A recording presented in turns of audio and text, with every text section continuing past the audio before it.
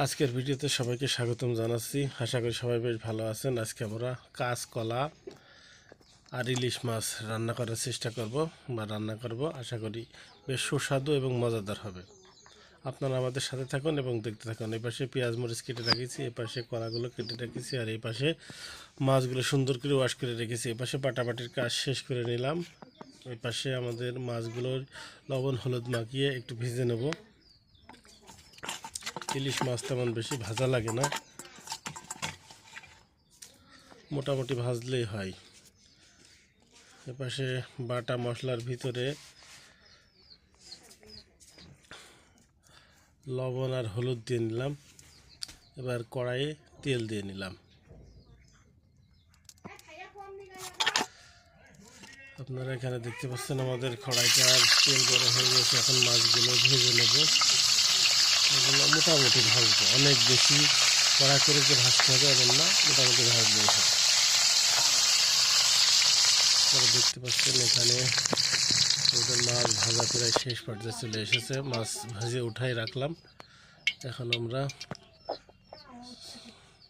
এই মশলাগুলো ভেজে নেব। এখানে কিছু পরিমাণ ধনের গুঁড়ো দিয়ে নিলাম, মরিচের গুঁড়া দিয়ে নিলাম। কাঁচা মরিচ আগে দেওয়া আছে, তার কারণে একটু অল্প অল্প দিয়ে নিলাম। এটা তেলের মধ্যে দিয়ে বেশ সময় ধরে একটু ভাজা মতো করে নেব। অর্থাৎ তেলে মশলাটা ভেজে নেব, যাতে একটা ঘিরান বা একটা সেন্ট, সুন্দর একটা সেন্ট তৈরি হয়ে যায়। দেখেন, আপনারা দেখতে পাচ্ছেন যে এটা কিন্তু বেশ ভাজা মতো করা হয়ে গিয়েছে।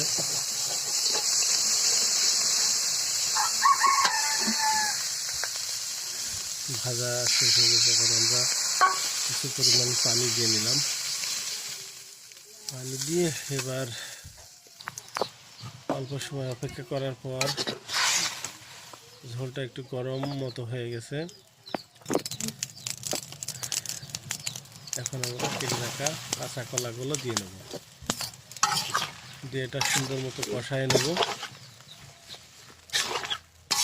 সকল মশলা কিন্তু আমাদের দেওয়া শেষ। এখন মশলার মধ্যে এই কলাগুলো সুন্দর মতো কষায় নেব। বেশি সময় লাগবে না, কারণ কলা বেশ ফুলো বা জালি প্রকৃতির। এখন ঢেকে রাখলাম। ঢেকে রাখলে বেশি সময় লাগে না, অল্পতেই সিদ্ধ হয়ে যাবে। আপনারা এখানে দেখতে পাচ্ছেন যে আমরা বেশ সময় ঢেকে রাখার পর উঠায় দেখি যে এখন করে এই পরিবেশ। আবারও ঢেকে রাখবো আমরা। আর অল্প কিছুক্ষণের ভিতরেই আমাদের কষানো কাজ শেষ। আপনারা এখানে দেখতে পাচ্ছেন যে আমাদের কষানো কিন্তু শেষ হয়ে গেছে। এর ভিতরে যে পানিটা ছিল সে পানিটা কিন্তু সম্পূর্ণরূপেই রিমুভ হয়ে গেছে, অর্থাৎ এর ভিতরে আর কোনো প্রকার পানি নেই। এখন আমরা ঝোলের জন্য যে পানিটা, সেই পানিটা দিয়ে নেব। আর অল্প কিছুক্ষণের ভিতরে আমাদের রান্না কমপ্লিট হয়ে যাবে। আপনারা এখানে দেখতে পাচ্ছেন যে আমাদের রান্না কিন্তু চলছে। মাছগুলো ভেজে রাখা ছিল, এখন তরকারি ঝোলটা ফুটে উঠেছে। এখন আমরা ভাজা মাছগুলো দিয়ে নেব। এই ইলিশ মাছ ভাজলেও চলে, না ভাজলেও চলে, কারণ ইলিশ মাছ আসলে অন্য প্রকৃতির মাছ, যার কারণে ওটা অত বেশি ভাজায় গুরুত্ব দেওয়ার প্রয়োজন আমরা মনে করি না। তবে আপনারা ভাজলে অবশ্যই ভালো করে, আরও ভালো করে ভেজে নিতে পারেন। তো অল্প কিছুক্ষণের ভিতরে আমাদের রান্না শেষ হয়ে যাবে। আপনারা দেখতে পাচ্ছেন যে আমাদের রান্না প্রায় শেষ পর্যায়ে। আমাদের রান্না শেষ হয়ে গেছে। সকলকে ধন্যবাদ জানাচ্ছি।